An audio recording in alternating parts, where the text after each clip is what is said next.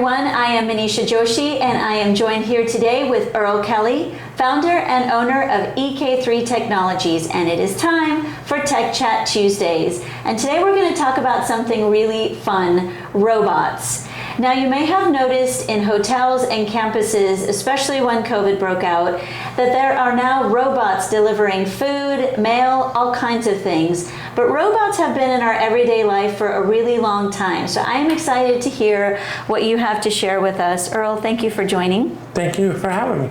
So tell us what is new in robot technology, because I just remember the old school videos of having these giant robots create cars and all kinds of cool things, but you're saying that it's gone even further down the road in our everyday life. It has. Robot technology has come very far, and in the next 5 to 10 years, it's going to just explode. Wow. And I mean, when I was a kid, I remember, you're absolutely right, I remember seeing these robots work and the Ford factories and the factories overseas and making cars, and we thought that was pretty awesome. And there was a question about, there's some moral questions for that, workers and et cetera. But we've had robots working for a long time in industries that we think are very dangerous, right? So we can get a robot to do that.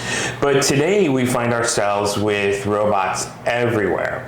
And as a matter of fact, we just got a robot here in the office to sweep the floor. Right? Because it's something that we don't want to do. You're right. I didn't even think of that as a robot. Correct. And so the question becomes, where does it stop, and what do we do as people? But I do want to talk about robots in the home. Okay. And as we get more and more with what's called the Internet of Things, right? How we can make sure that everything is secure. Okay. So with robots at home, and it's interesting you brought up the vacuum. I'm blanking out on the name right now. Well, there's a couple of different brands. Ours is called Rosie. How cute. Because from the Jetsons, right? Because the Jetsons had Rosie and she would vacuum the floor, but ours is called Rosie. I like that. But there are several different brands. There's D-Bot is a brand, and we got to start this one over. What is it, though, the original robot vacuum cleaner? Because the kids have one. What the hell is it called?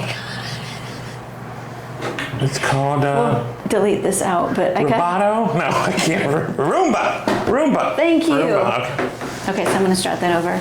So it's interesting you brought up earlier about the robot vacuum cleaner, the Roomba. I didn't even think of that as a robot, but it is.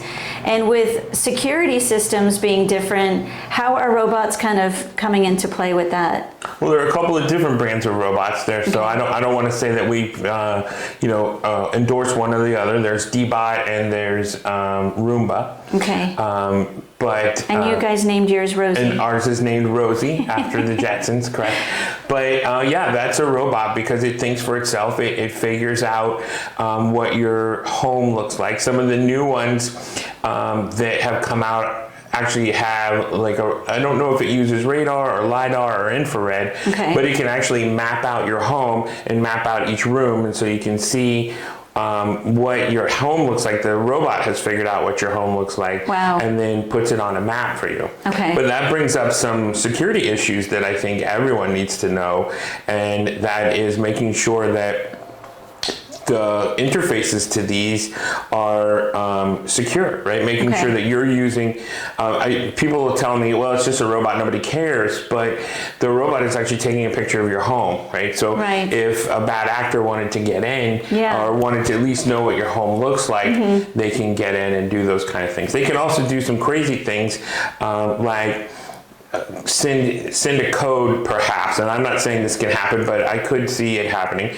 Everything works on software, so what if they were able to break in, send a code to your device that overheated it and caught it on fire? Wow. Right? I'm not saying that's happened. There's been no reports of that, but there was an actor who did that to printers at Princeton and just sent rogue code to printers just to catch them on fire because he had nothing else to do. Jeez. So it's always important to make sure that all of these things, everything that touches the internet has a very complex password. How can we, so I'm glad you brought that up. So how can we prevent anything like that from, are there certain companies you trust or certain equipment you trust or something we need to do on our end? So I would say if you're going to buy a robot, get a robot from a reputable dealer. There are robots. I don't want to, throw any online retailers under the bus. But if you're a Disney fan, one of those retailers is the same name as the fireworks show at Disney World, but we'll just leave that alone. But yeah, you want to make sure you get it from a reputable dealer, and you want to make sure that they're protecting. Now, and so you can't always say that they are, they're not, because that's their responsibility, but you can do your best to make sure that your password is secure. Make sure that you're using, I like to use a pass sentence, right, as opposed to a password. But if you're going to use a word, make sure that it has a capital letter and it's more than 8 characters and it's got a symbol in it, or and at least a number, right?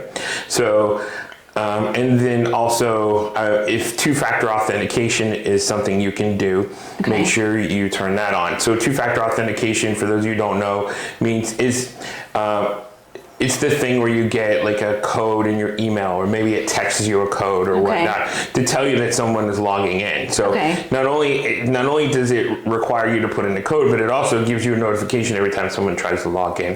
So that might be a good indication that someone has tried to hack your password if you were to get like a random text. Are there certain robots that you recommend for daily efficiency, security, or anything like that? If you were to say, okay, for our viewers, if you haven't thought of investing in these robots, these are ones that are trending right now that are great for human life. There's a bunch of robots out there. For home robots, I would recommend staying with a big name. D-Bot and Roomba are some of two of the biggest names. But I mean, there's robots now for your yard.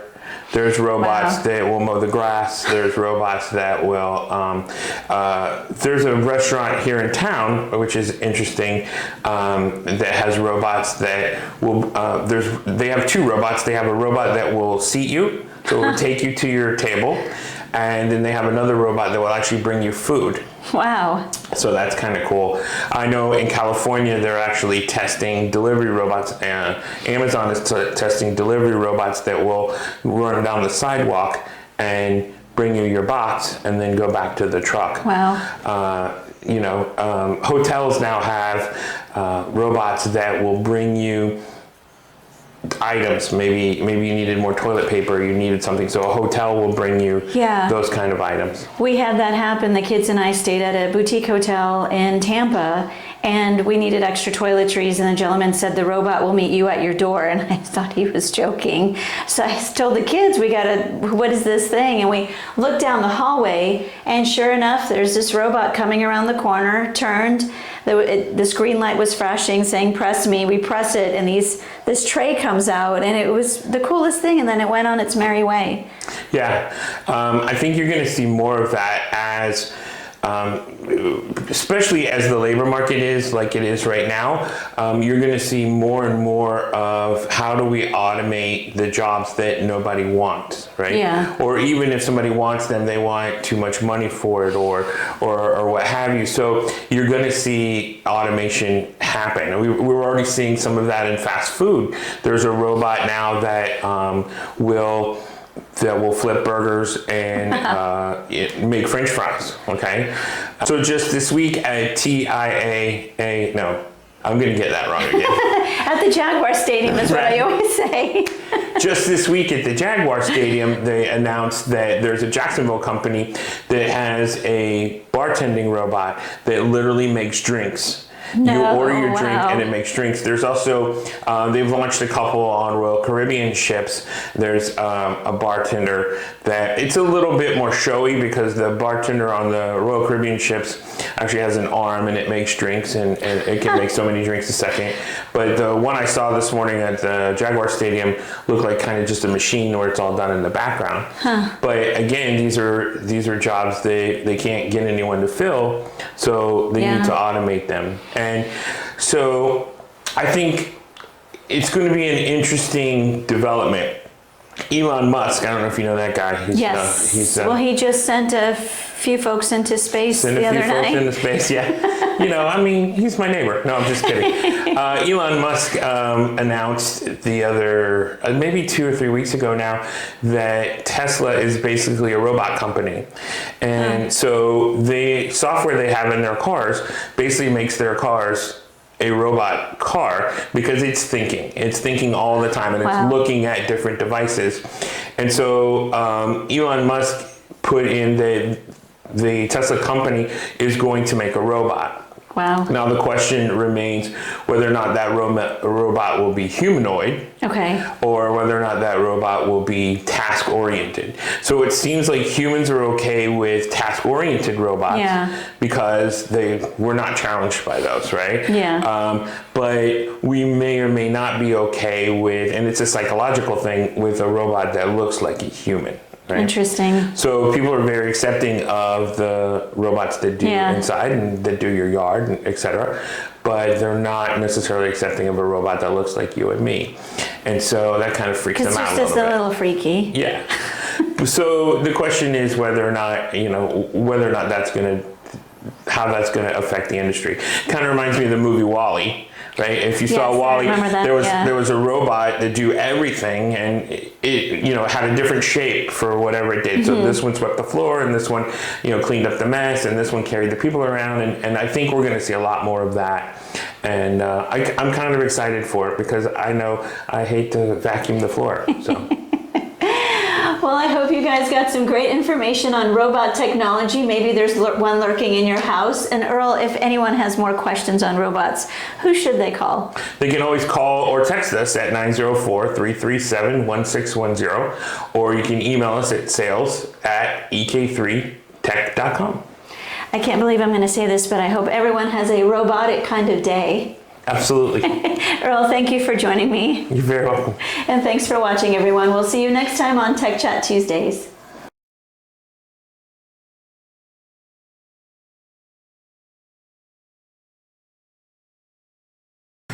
This is perfect. Okay. Delta. All right. Looks like it's flying right now. We're experiencing turbulence. It's a little dusty, huh? Okay. I actually got that at the Delta Museum Wow. for my birthday from a very good friend. Very sweet. Okay. Ready? I am ready. Wait.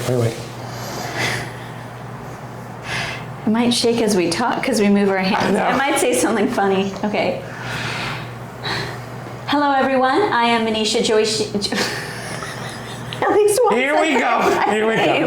It's your name. You get 400 Last time points. I didn't remember it. I was with someone. I said, I am. I'm like, what's my name? Bless your heart. Okay, I can't sneeze.